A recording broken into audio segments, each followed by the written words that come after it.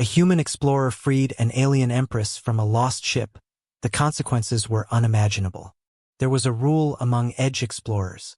You don't board sovereign wrecks. Not derelicts marked by piracy. Not abandoned trade hulks. Not even war graves drifting without power. Sovereign wrecks were different. Ships erased from star charts by treaty. Vessels declared sealed by empires that no longer wanted them remembered. If you found one, you logged the coordinates. You collected the bounty. You did not enter. Joran Vale knew the rule. He cut his engines anyway. The ship drifted ahead of him, half swallowed by shadow, its hull etched with old imperial sigils that hadn't been used in centuries. The transponder was silent. No beacons. No warnings. That alone was wrong. Sovereign wrecks always screamed warnings. This one waited. Joran floated closer, suit lights brushing across plating that hadn't corroded the way it should have. Time hadn't touched it properly, like the ship had been forgotten by more than history. He hovered at the main hatch. His finger rested over the scanner. If authorities found unauthorized biometrics inside, the penalty was clear. Confiscation, lifetime blacklisting, and in some regions, disappearance. Joran exhaled slowly. 5 minutes, he muttered. Just a look. The hatch responded to his touch. That was the second violation. Inside, the air was still breathable. Old, recycled, maintained by systems that should have failed generations ago. Lights flickered on as he drifted through corridors too large for any human design. Walls curved inward, engraved with ceremonial markings rather than utility lines. This wasn't a warship. It was a palace that could fly. Joran passed empty chambers, broken thrones, banners folded with deliberate care. Someone hadn't fled. They had sealed this place. He reached the inner sanctum without realizing it. The restraints were the first thing he noticed. They weren't crude. They weren't violent. They were ceremonial. Bands of glowing alloy circled wrists, ankles, throat, suspended her upright, weightless, as if held in place by reverence rather than force. She was alive, barely. Her skin shimmered faintly, patterned like star-mapped marble. Her breathing was slow, controlled by machines older than any empire Joran had ever studied. A crown floated near her head, not resting on it. Waiting. Joran checked his scanner with shaking hands. Species: Imperial Varethi. Status: Sovereign genetic signature confirmed. The title flashed beneath it. Emperor-class authority. Absolute. Joran swallowed. She wasn't a prisoner. She was contained. And the final line made his stomach drop. Containment order. Eternal. If he touched her, every surviving Varethi system would know. Joran stared at the restraints, then at her face. Her eyes opened, just slightly, and she looked straight at him. She didn't speak, didn't struggle, didn't plead. That was worse. Her gaze held him with a calm that made his pulse feel loud inside his helmet. Not fear, not hope, just awareness, like she had been waiting to see who would break the rule. Joran raised his hands slowly, palms open. I didn't know, he said, voice echoing in the vast chamber. I'll log the site. I'll leave. The lie tasted thin. Her eyes shifted, not to him, but to the crown floating beside her. Then back to him. A soft vibration passed through the restraints.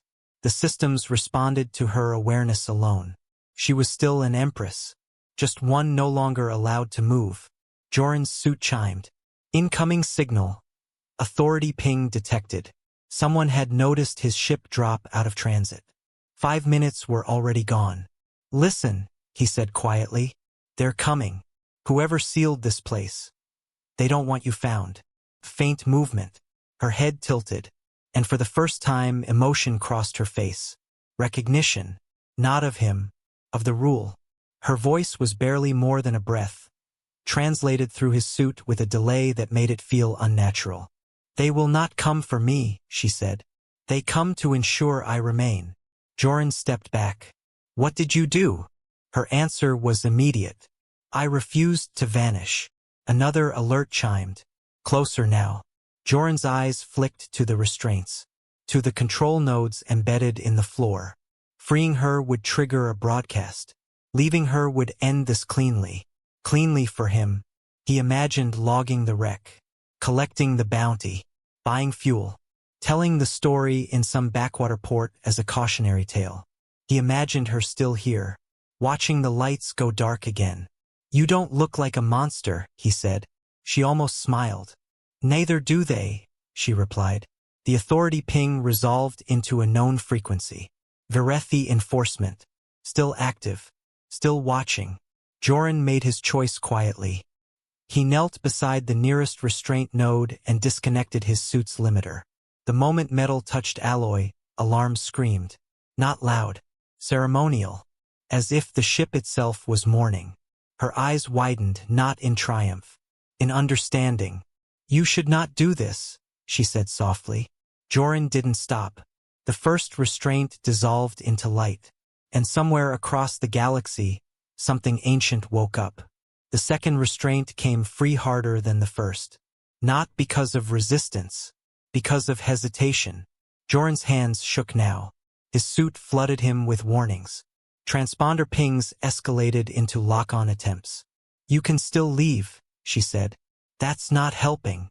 "I am not trying to." The crown drifted closer as the third restraint released, responding to her returning autonomy. Not power, presence. Joran felt it then. The pressure. Not physical. Historical. Like standing in a room where too many decisions had been made. "What happened to your empire?" he asked, breathless. She closed her eyes as the final restraint weakened. "It survived," she said, "by removing me." The memory came not as exposition, but as pauses in her breathing. She had ruled during expansion, during first contact, during the moment when conquest could have become coexistence. She chose restraint. They chose efficiency. When she refused to authorize planetary cleansing, the Senate invoked ancient continuity laws. An empress could be preserved, just removed from time. The last restraint fell away. She sagged, and Joran caught her without thinking. The crown settled onto her head at last. The ship shuddered. Containment broadcast completed. Joran's console lit up with responses. Some hostile, some reverent, one unmistakably terrified. Verethi enforcement vessels were rerouting. All of them. "You can't stay with me," she said, steadying herself. "Your presence will be considered collaboration." Joran laughed once, sharp and humorless. "Bit late for that." His ship rocked as the first proximity shockwave passed. A warning shot. They weren't here to kill him. They were here to take her back. Joran made another irreversible choice. He transferred his ship's identity to hers. Burned his own registration clean. In the eyes of every authority system, he no longer existed. Escape wasn't cinematic. It was quiet. Precision jumps. Masked signals. Riding debris wakes and old gravity scars. The Empress. No, the woman. Stood behind him in the cockpit, hands resting lightly on a console she had designed centuries before. "You don't know what you've done," she said. "I know exactly what I lost," Joran replied. They hid in forgotten systems. Dead zones. Places empires pretended not to see. And everywhere they went, the ripples followed. Old allies reactivated dormant fleets. Former subjects questioned histories they'd been taught. Not because she commanded it. Because she existed. At the midpoint, the loss came. A neutral station refused them docking. Not out of fear. Out of loyalty. Joran's old contact there, someone who owed him everything, sent a final message. "If I help you, they erase my people." Joran cut the channel without replying. Some sacrifices didn't need acknowledgement. Later, alone, the Empress removed her crown. "I was wrong," she said quietly. Joran didn't answer. "There are things worse than disappearance," she continued. "I see that now." Another choice loomed. She could reclaim authority, call banners, restart a war that would end with her vision or her annihilation. Or she could remain what she was now. A truth the galaxy had to live with. Joran watched stars drift by. "What do you want?" he asked. She hesitated. That was the answer. They parted at the edge of map space. No ceremony, no vows. She gave him the crown, not as abdication, as trust. If they find me, she said, they will come for you. Joran smiled faintly. They already did. She stepped onto a smaller vessel, one without markings, without legacy. A beginning, not a return. As she departed, a final message echoed across the deep networks. Not a declaration. Correction. The Empress was never lost. She was removed. Joran drifted alone again, an explorer once more. Only now every system scanned him differently, not as a scavenger, but as the man who broke an eternal rule. And somewhere in the quiet between stars, something impossible had begun.